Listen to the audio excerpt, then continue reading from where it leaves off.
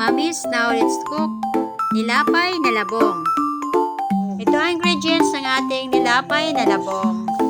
Inihaw na bangus, labong, asin, sibuyas, bawang. Pwede kayong gumamit ng paminta mga mamis at saka saluyot. Let's go!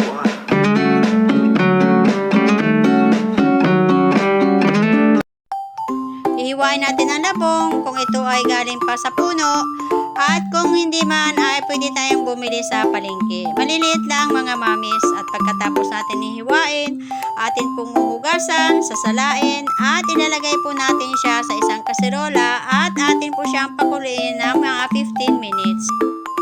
At atin sasalain ulit at pag medyo malamig, ating pipigain at atin po munang itatabi. Sa isang kaserola, maglagay ng katamtamang tubig. Lagay na po yung sibuyas, bawang, asin at kung ano pang seasoning. Pagkulo, ilagay na po yung bangus. At pagkulo ulit, ilagay na po yung labong. Pag malambot na labong, ilagay na po yung saluyot. At tikman mga mamis. Now, this is it. Nilapay na labong. Tikman nyo, try nyo yung ganitong luto sa labong.